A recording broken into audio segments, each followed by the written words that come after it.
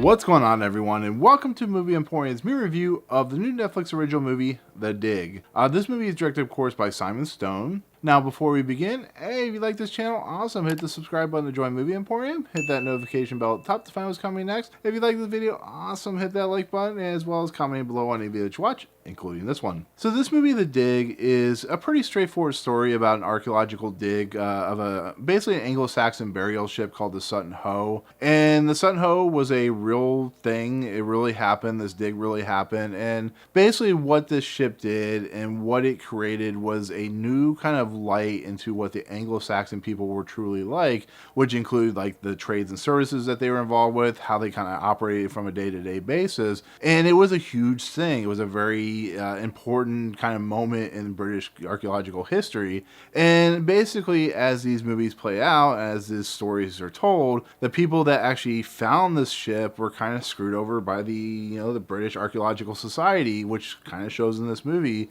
But in essence, this movie, in a nutshell, is that particular setting. We have characters like Edith Pretty, who's played by Carey Mulligan.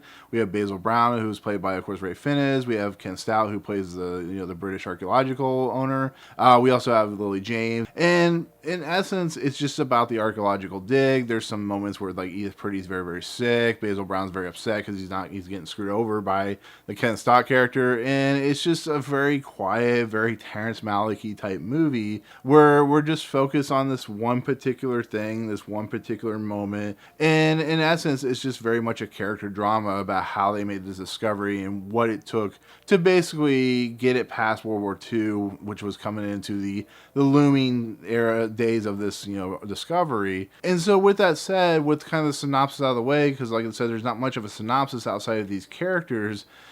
This is a movie that I was actually kind of looking forward to just from the trailer alone. I love Ray Fiennes. I love Carey Mulligan, as I've said, from Pretty Promising Young Woman. Lily James and Ben Chaplin are really good actors, and it's a movie that really had some interesting ideas behind it because of the nature of the book, which is by John Preston, and the idea of this just archaeological dig. To me, the archaeological discoveries and stuff like that are really, really fascinating because we learn about the true nature of our history and so on and so forth. So I went into this movie kind of a little bit excited by watching this, and thanks once again to Netflix for allowing me to see this early. And overall, I found the movie enjoyable. I really did. It's a very slow burn movie. It's a movie that doesn't have a lot of motivation when it comes to moving the story forward. The things that happen between Edith Pretty and Basil Brown feel like a romantic subplot that's not really romantic. The fact that Basil Brown's really committed to this archaeological dig. When Lily James and Ben Chaplin's character, they're married in the movie, when they come in, it really feels like they're just there to get this ship, out there, get this ship discovered, and eventually into the British archaeological dig. And in essence, it's just a very quiet, toned down movie that doesn't really have a lot in it, but has a lot of interesting kind of ideas and ideologies behind what an archaeological dig is like and how do you protect it and so on and so forth. So with that said, I think what Simon Stone has done here is created, like I said, once again, a very Terrence Malick type movie where there's a lot of interesting things going on, but it's not necessarily the most compelling stuff when it comes to action and pushing a story forward. So if you can't get on board with stuff like that, you're going to be bored by this movie, which there are points in this movie where it's very slow and plodding, and even I was getting a little bored. But like I said, with the nature of the archaeological dig, I found it fascinating that we can find discoveries in all the weirdest of places and not even understand it until we start kind of really looking into it. If Ken Stott's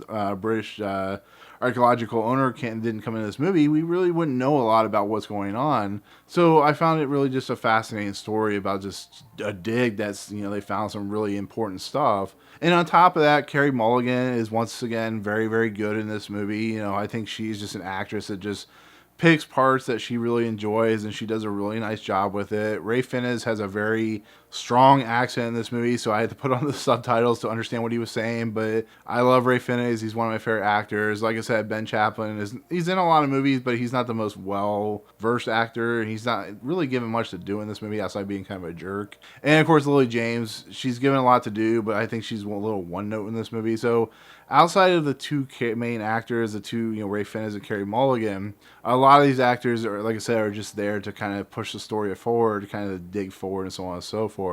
But the other thing that's really noticeable in this movie is a lot of the shots are in handheld and they're really close up on the actors. And a lot of the scenery is very natural lit, which is very Terrence Malick. I was very surprised how I was watching this movie, and I actually had to look at the cinematographer to see if this was a Terrence Malick cinematographer, and it's not. You look at the last few films that I keep going back to Terrence Malick. I apologize, but if you look at Terrence Malick's last few films, it's very handheld, it's very up and close and personal, and it's very like how he shoots and how he produces film. That's what this movie feels like when you see the shots and you see the up close and personal stuff. It really gives you an interesting kind of setting, you know, because it's naturalistic light. They probably have some lights and stuff like that, what I have in the studio that I have here, but overall it's very, you know, it's very toned down, it's very muted, it's very just kind of a gray shadowy light, you know, based on where they're at, which I think is in like Scotland or something like that. But with that said, kind of ending the review, it's a movie that is not going to be for everyone. It's a very dry, very slow burn type movie. The 2 hours that it's on, not a lot happens, like I said, but I think as a movie that is dealing with a very important historical significance of a dig, an archaeological dig, I think if you can get on board with that, I think if you can go along with the actors in the movie, with the cast and so on and so forth, I think you can really enjoy this movie like I did. And I just kind of let it kind of bleed into me and it just kind of went with it, and I really enjoyed it. So it's a movie I definitely recommend, but just go in knowing it's a very slow burn movie. So, but that's it. That's my take on The Dig. Thank you so much for watching.